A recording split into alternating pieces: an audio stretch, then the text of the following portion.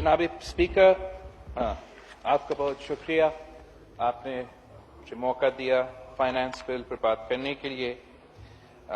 The last time I stood here before you, I couldn't leave the country because I was on the exit control list.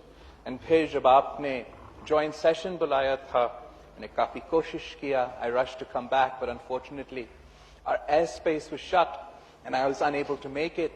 और फिर एक बार फिर it's rather unfortunate that for the last 2 days we were unable, and I believe that both the opposition and the Treasury branches share some of the blame on this, but we were unable to run the business of this House, particularly given the circumstances our country are facing.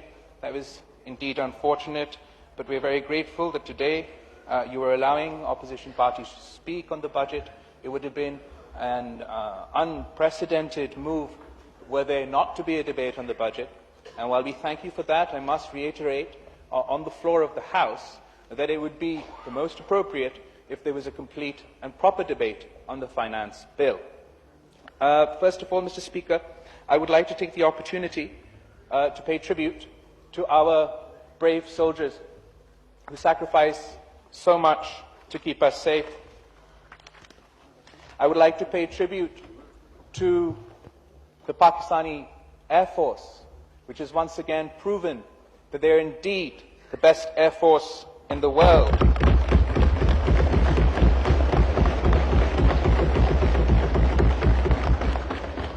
I would like to make special mention of PAF pilot Hassan Siddiqui, who shot down the Indian aircraft that had violated our sovereign territory. And the two courageous soldiers, Shaheed Abdul Rabb and Shaheed Khurram, who sacrificed their lives on the line of control.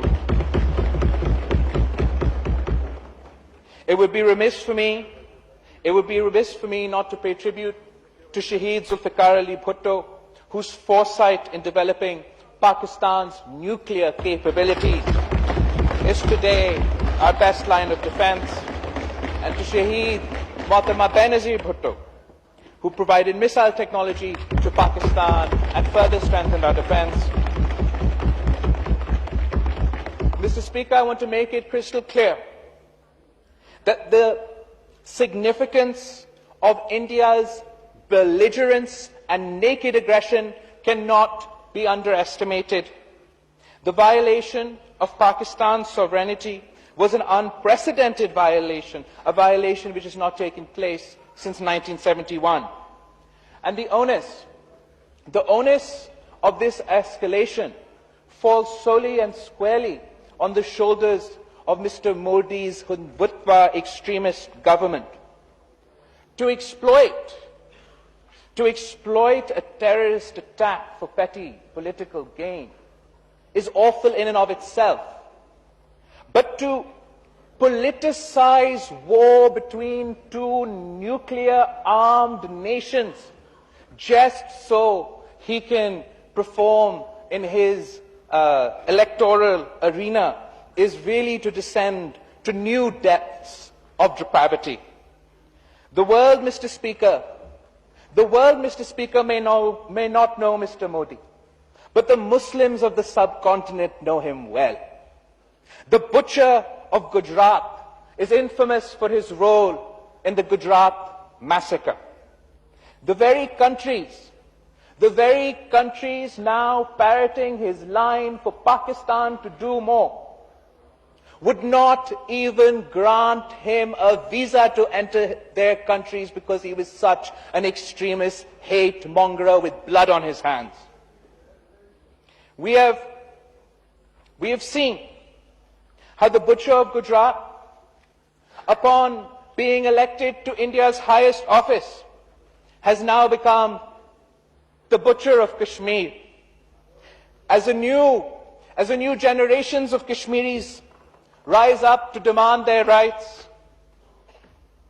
Modi's tyrannical government has broken all records of inhumanity. We have watched in horror.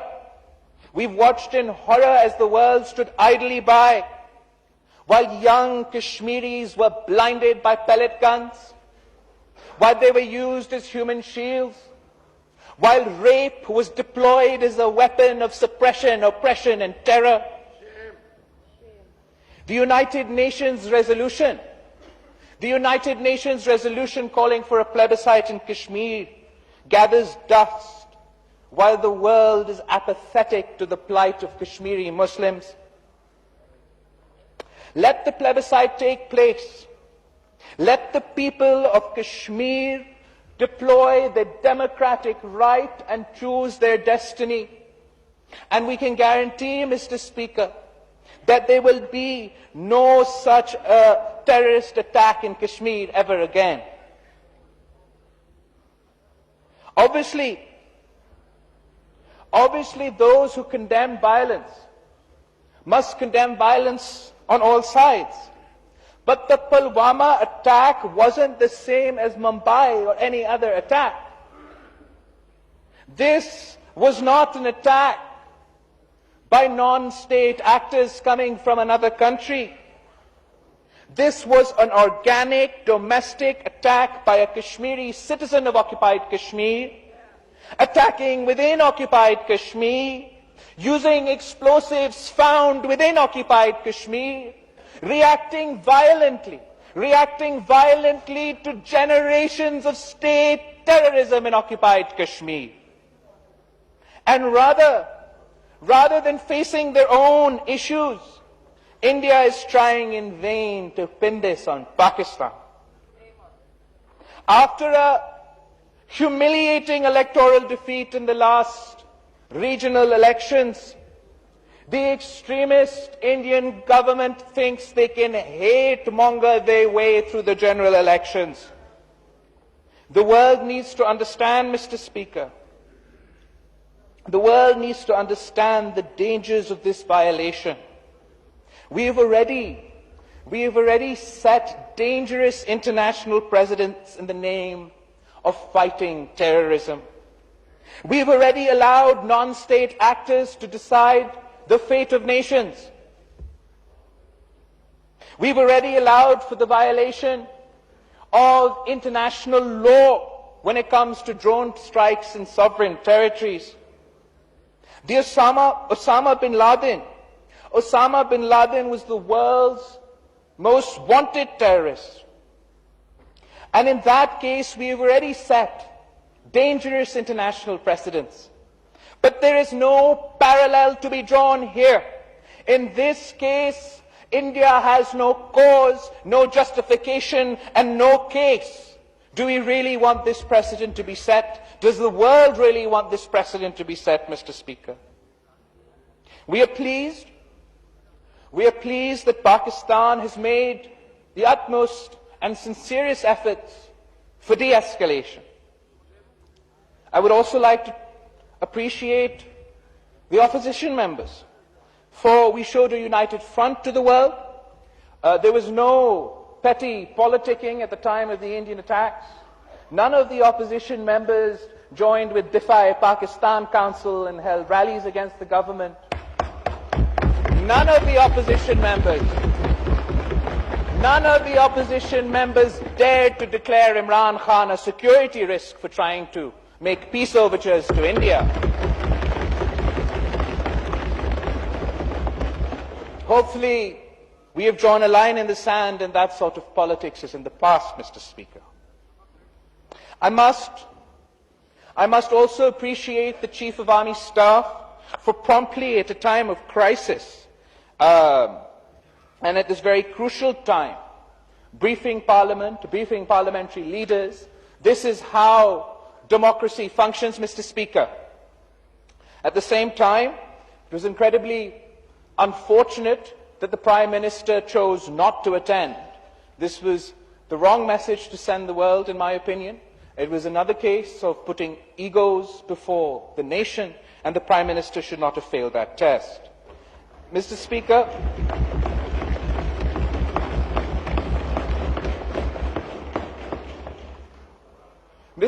it is my opinion that the Prime Minister has taken a risk in returning the Indian pilot so soon. it is mildly humorous that while the entire opposition is banned from leaving the country, one can come, bomb us, invade our territory, be defeated by brave PAF pilots, have their plane shot down, but be returned in a matter of days, no questions asked. We all believe in humanity and de-escalation, but there has to be a strategy.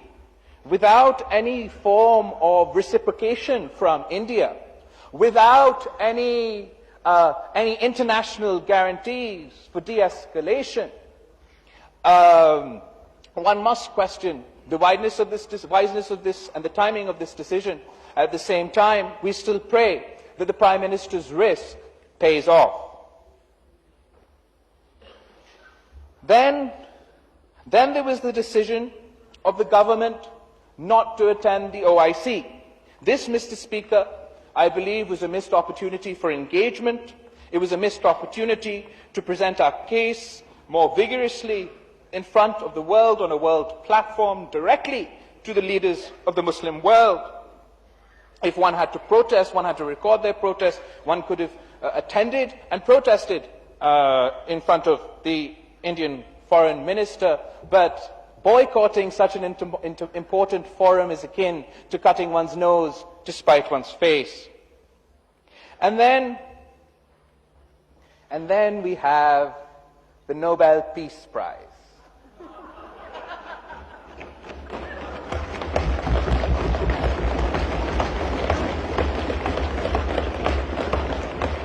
I don't know, Mr. Speaker. Perhaps we just want to be embarrassed. When this resolution, इसके बारे में prime minister साहब की एक खुद वजाहत आ चुकी है। while if this resolution was defeated, it would have been an international embarrassment that at a time like this, the National Assembly had voted down the resolution. And if it had passed, if this House truly believed that Mr. Khan was worthy of the Nobel Peace Prize, at a time where there is threat of nuclear war, planes are falling from the sky, your soldiers are being martyred on the border, then we would have been nothing less than an international joke. Therefore, I'd like to appreciate, Mr. Speaker, I'd like to appreciate that the government has taken a U-turn on this position as well.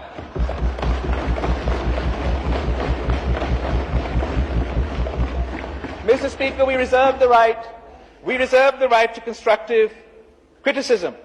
However, when it comes to actively resolving this conflict, when it comes to concrete steps towards de-escalation and showing unity on the world stage, this House stands with the government and the opposition is at your service.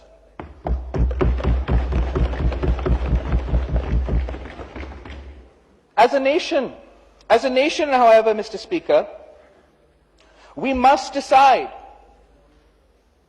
how long do we want to give the world this excuse. We don't need to fight terrorism, extremism, banned organizations because the world wants us to, because we're under international pressure, because we're under India's pressure. As the Pakistan People's Party has been saying from the outset, when most members of this House were in denial about the threats of extremism and terrorism, we have to combat this mindset for the future of our coming generations. After the APS attack, this Parliament had decided to endorse a national action plan, a comprehensive, holistic approach to combating this mindset. What happened to the National Action Plan, Mr. Speaker? What happened to combating hate speech and reforming our curriculum? What happened to no more good or bad Taliban? What happened to action against Punjab's Taliban? What happened to action against banned organizations? What happened to judicial reform? What happened to What happened to combating terrorist financing and terror-related money laundering? And, Mr. Speaker, what the hell is mainstreaming? How is it possible? How is it possible that this House takes a unanimous decision and the state implements a diametrically contradictory policy of capitulation, appeasement, and so-called mainstreaming? This is not the policy of the Parliament of Pakistan, and this should not be the policy of Pakistan.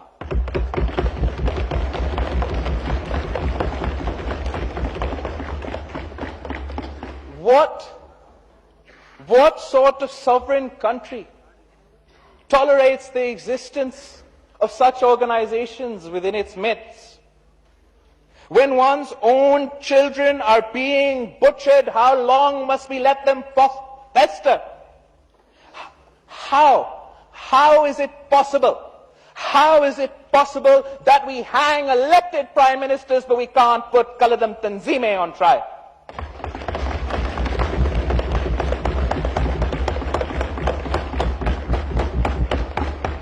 How is it possible that there is ihtisab only for the opposition, but no ihtisab for banned organizations?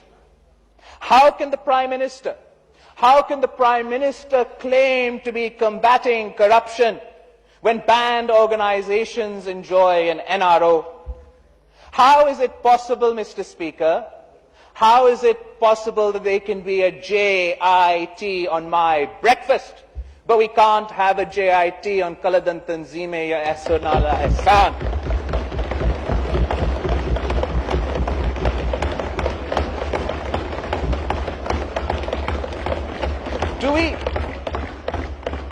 Do we not owe it to ourselves? Do we not owe it to the Pakistani victims? Do we want India to keep using them as an excuse to deprive the people of Kashmir of their rights? To continue to violate our sovereignty at will?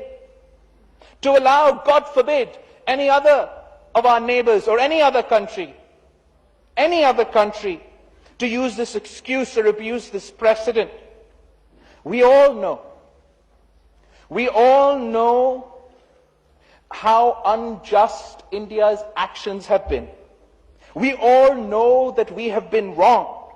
We should also know that by not implementing the National Action Plan and by not acting on FATF guidelines, we are making our own case weaker.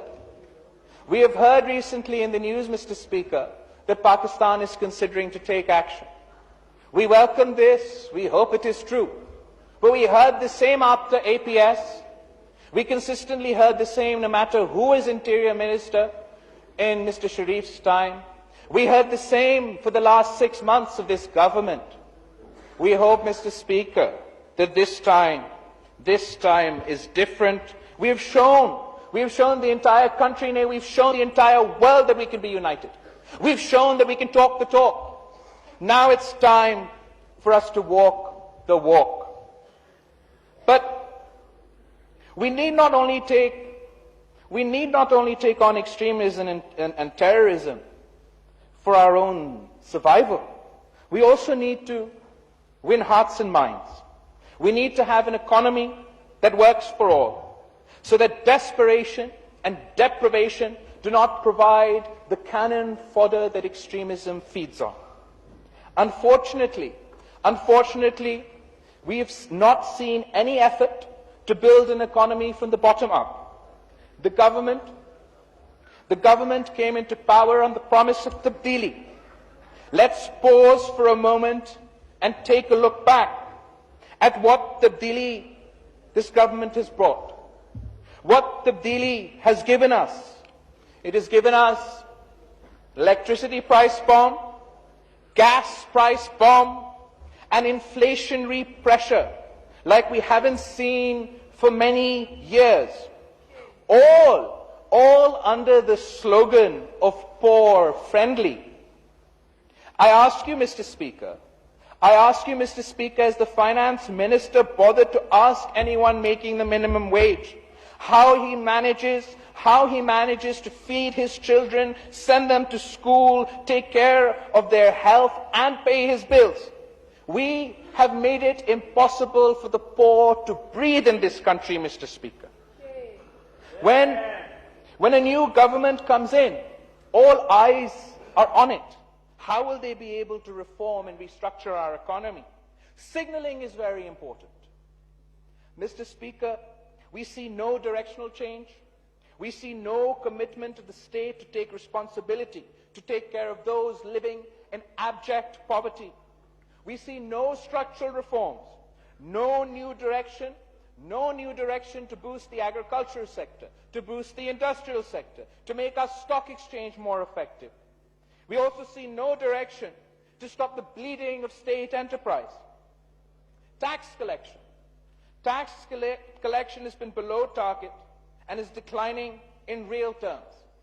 We need to seriously think about how to make Pakistan a sovereign economy. This country has got far too many resources. The most important of all, its people, to have to remain reliant on the largesse of our friends to pay our bills. The Sindh government, Mr. Speaker, the Sindh government is the only government that not only meets its revenue targets, but surpasses them.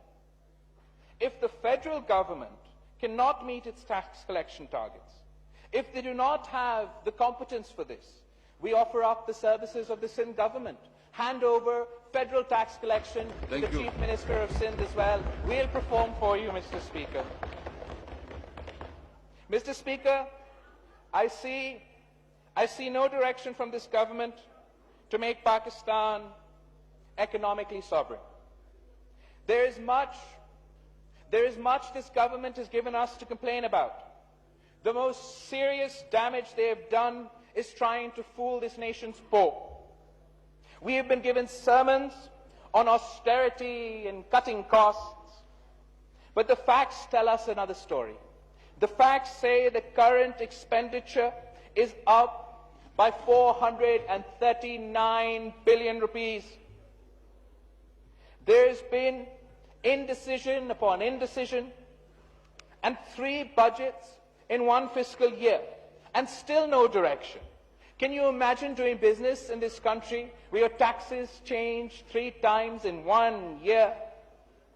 Mr. Speaker, there have been cuts where there should not have been cuts. In the health sector, in the educational sector, to jobs. And there's been relief to the rich and broken promises to the rest. This government is trying to run the country on peak economics while being deaf, dumb and blind to the plight of the average Pakistani, who is dying under the weight of price hikes. This government has even raised the price of medicine. There is nothing in this budget. There is nothing in this budget for farmers, for labourers, for pensioners. Karachi has been ignored once again. I ask the government allies from the MQM, you must join us in demanding that Karachi gets the package that it deserves. PTI claims to have won a mandate from Karachi. It is time for them to deliver in Karachi. Balochistan has been ignored once again. How long will we ignore the people of Balochistan? Particularly when right now they are suffering as a result of the recent heavy rains and floods. Once again, there's nothing for South Punjab. There's nothing for FATA, and Sindh is still owed 116 billion rupees. Mr. Speaker, I want to reiterate once again that on foreign policy, on terrorism, on the economy, we are willing to work with the government in the greater national interest. Because we have crises on many fronts.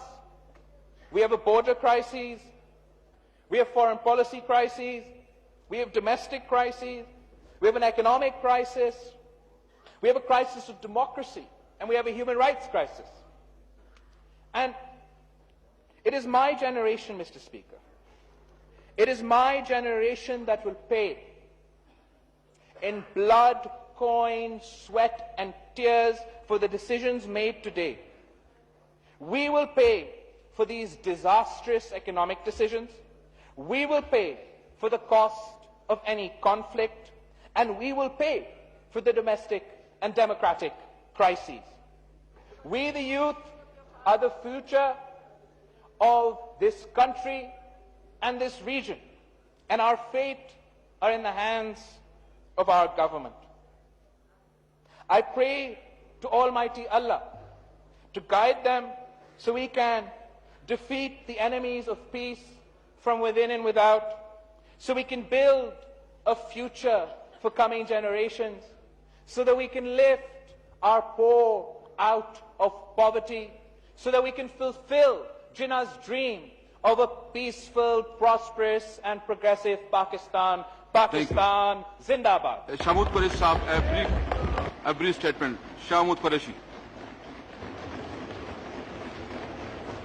Shahmood Qureshi Sahab, please.